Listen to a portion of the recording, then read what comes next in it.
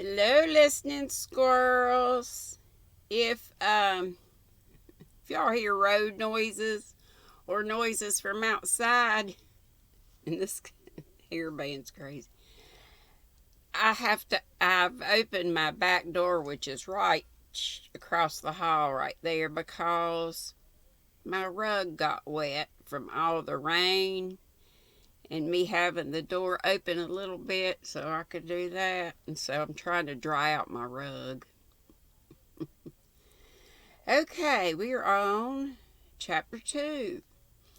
Nothing especially worthy of mention occurred during that day. We left the pier punctually, and it was very pleasant to be fairly underway, for the weather was warm and sultry, and the motion of the steamer produced a refreshing breeze. Everybody knows what the first day at sea is like. I don't. People pace the decks and stare at each other and occasionally meet acquaintances whom they did not know to be on board. There is the usual uncertainty as to whether the food will be good, bad, or indifferent until the first two meals have put the matter beyond a doubt. There is the usual uncertainty about the weather until the ship is fairly off Fire Island. The tables are crowded at first and suddenly thinned. Pale-faced people spring from their seats get seasick, and precipitate themselves towards the door, and each old sailor breathes more freely as his seasick neighbor rushes from his side, leaving him plenty of elbow room and unlimited control over the mustard. One passage across the Atlantic is very much like another, and we who cross very often do not make the voyage for the sake of novelty. Whales and icebergs are indeed always objects of interest, but after all, one whale is very much like another whale, and one rarely sees an iceberg at close quarters. Hopefully not. To the majority of us, the most delightful moment of the day on board an ocean steamer is when we have taken our last turn on deck, have smoked our last cigar, and having succeeded in tiring ourselves, feel at liberty to turn in with a clear conscience. On that first night of the voyage, I felt particularly lazy and went to bed in 105 room number rather earlier than I usually do. As I turned in, I was amazed to see that I was to have a companion, a portmanteau very like my own, and I guess that's luggage, lay in the opposite corner, and in the upper berth had been deposited a neatly folded rug with a stick and umbrella. I had hoped to be alone, and I was disappointed, but I wondered who my roommate was to be, and I determined to have a look at him. What is up with the folded rug, the stick, and the umbrella? Before I had been long in bed, he entered. He was, as far as I could see, a very tall man, very thin, very pale, with sandy hair and whiskers and colorless gray eyes. He had about him, I thought, an air of rather dubious fashion, the sort of man you might see in Wall Street, without being able precisely to say what he was doing there, the sort of man who frequents the Café Anglais, who always seems to be alone and drinks champagne. You might meet him on the race course, but he would never appear to be doing anything there either. A little overdressed, a little odd. There are 3 or 4 of his kind on every ocean steamer. I made up my mind that I did not care to make his acquaintance, and I went to sleep saying to myself that I would study his habits in order to avoid him. If he rose early, I would rise late. If he went to bed late, I would go early. I did not care to know him. If you once know people of that kind, they are always turning up. Poor fellow. I need not have taken the trouble to come to so many decisions about him, for I never saw him again after that first night in 105. I wet my whistle. At least I remembered.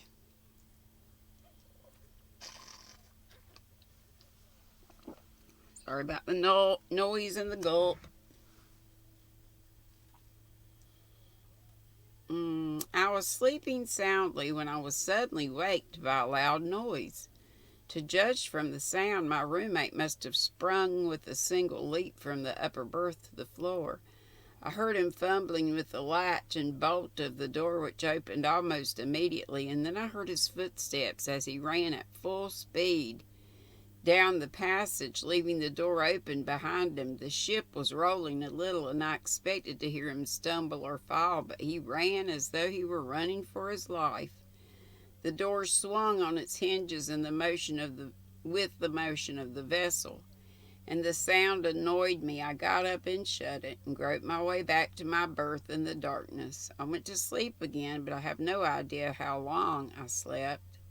When I awoke, it was still quite dark, but I felt a disagreeable sensation of cold, and it seemed to me that the air was damp. You know, the peculiar smell of a cabin which has been wet with seawater? I covered myself up as well as I could and dozed off again, framing complaints to be made the next day, and selecting the most powerful epithets in the language. I could hear my roommate turn over in the upper berth. He had probably returned while I was asleep. Once I thought I heard him groan, and I argued that he was seasick. That is particularly unpleasant when one is below. Nevertheless, I dozed off and slept till early daylight. The ship was rolling heavily, much more than on the previous evening, and the gray light which came in through the porthole changed in tint with every movement, according as the angle of the vessel's side turned the glass seawards or skywards. It was very cold, unaccountably so for the month of June. I turned my head and looked at the porthole, and saw to my surprise that it was wide open and hooked back. I believe I swore audibly. Then I got up and shut it. As I turned back, I glanced at the upper berth. The curtains were drawn close together. My companion had probably felt cold as well as I. It struck me that I had slept enough. The stateroom was uncomfortable, though, strange to say, I could not smell the dampness which had annoyed me in the night. My roommate was still asleep, excellent opportunity for avoiding him, so I dressed at once and went on the deck. The day was warm and cloudy, with an oily smell on the water. It was 7 o'clock as I came out, much later than I had imagined. I came across the doctor, who was taking his first sniff. Oh, shoot. I forgot to plug in my phone. It was dying. Oh, mercy me. Shouldn't take but a minute, hopefully. Oh, one of them days. I have trouble. Since I got rid of cable and now I've just got internet. They sent me an internet modem and router that I've got to hook up, and I am so dumb about that stuff. I think I could get it done, but it's the turning of the knobs and stuff to put the cable back in. So I put a call in to the daughter, and I'm hopeful she will come to her mama's rescue. Alright, here we go. It might take me a minute to find my spot. Doggone it.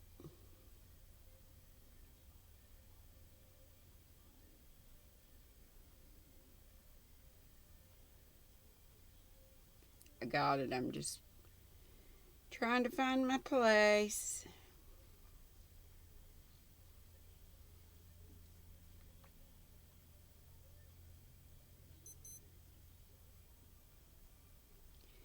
Okay, I came across the doctor, who was taking his first sniff of morning air. He was a young man from the west of Ireland, a tremendous fellow with black hair and blue eyes, already inclined to be stout. He had a happy-go-lucky, healthy look about him, which was rather attractive.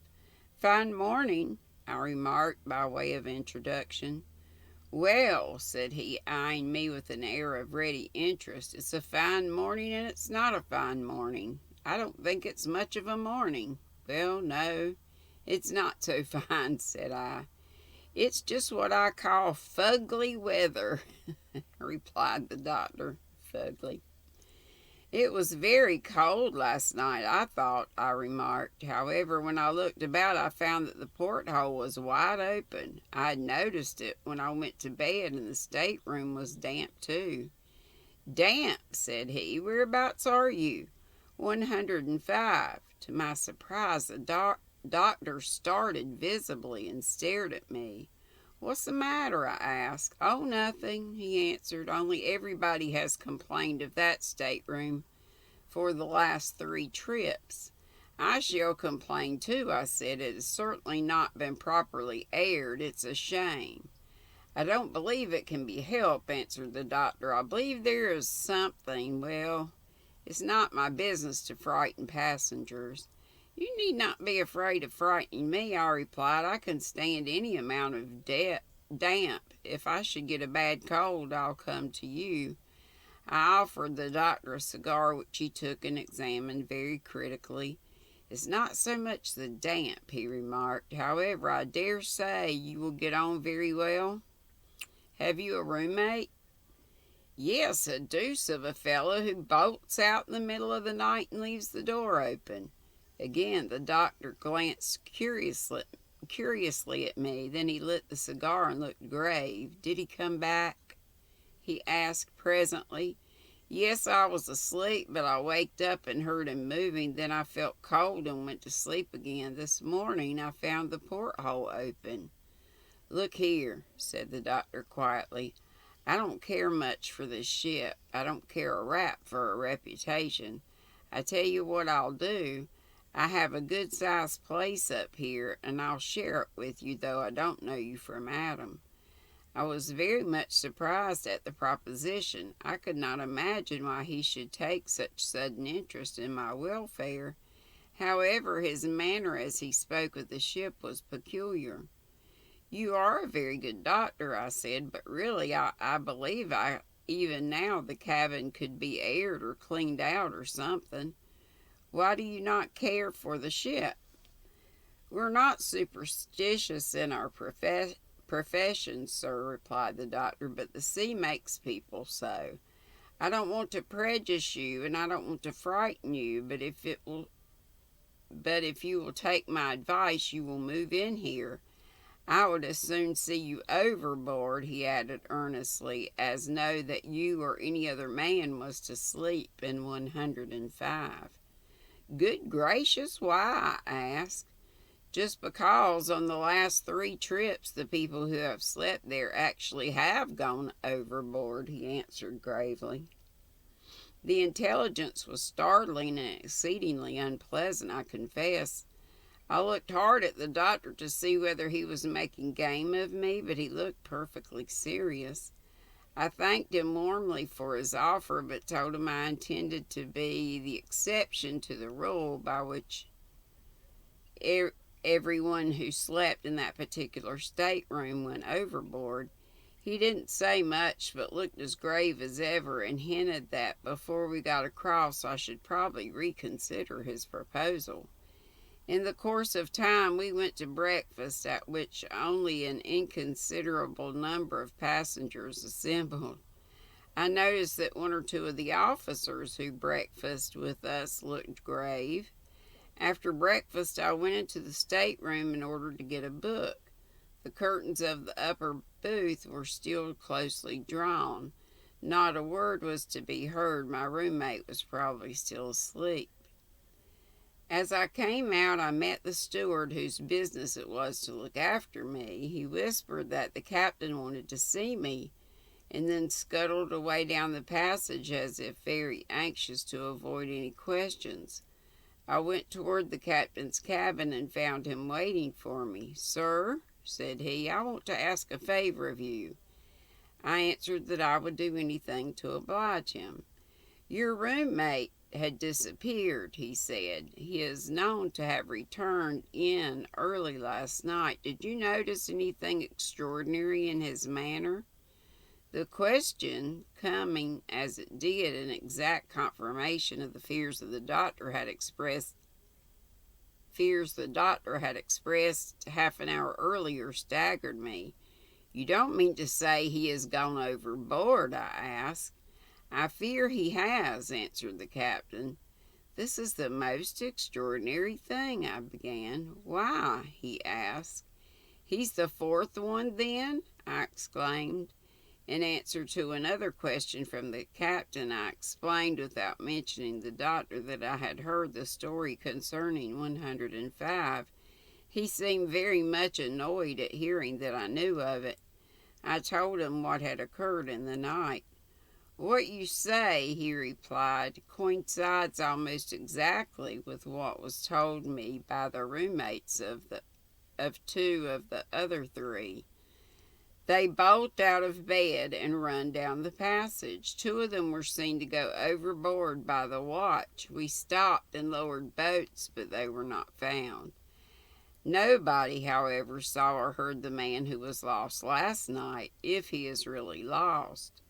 The steward, who is a superstitious fellow perhaps, and expected something to go wrong, went to look for him this morning and found his berth empty but his clothes lying about, just as he had left them.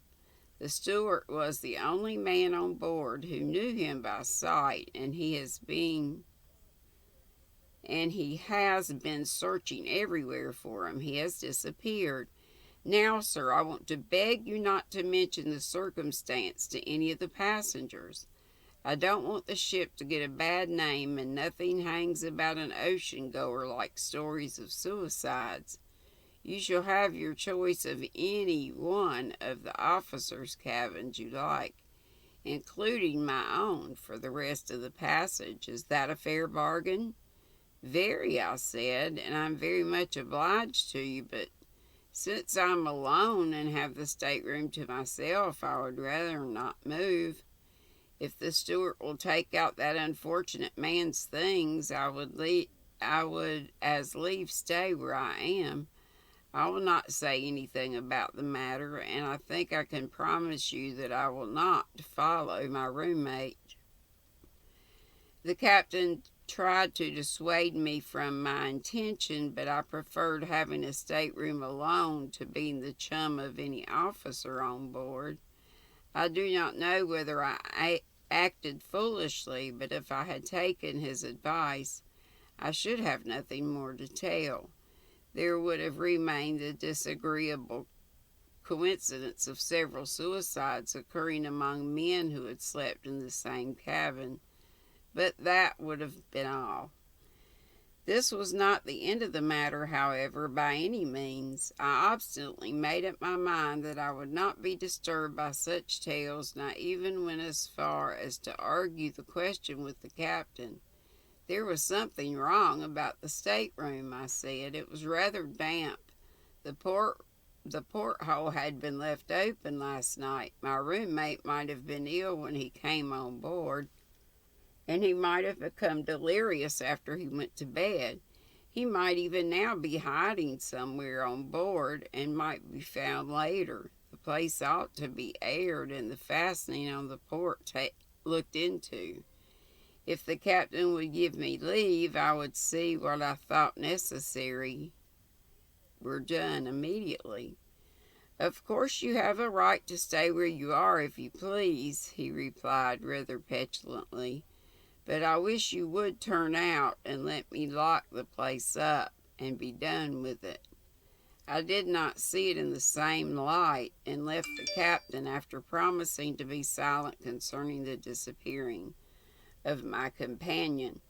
The latter had had no acquaintances on board and was not missed in the course of a day. Towards evening I met the doctor again, and he asked me whether I had changed my mind. I told him no. Then you will before long, he said very gravely. And that's all of chapter 2. Another cliffhanger. So we'll stop there and read chapter 3 tomorrow. No live at 5 today, beans. It's Tuesday. I think it is. Look at my calendar, make sure. Oh, it's Wednesday. We are live at 5. I'm still on yesterday. So, it's a good thing I have an alarm. I'll be live at 5, and I guess we'll do more Halloween questions unless y'all want to do something else. Just chit chat. Love you. Be sweet. Don't be ugly. Bye-bye.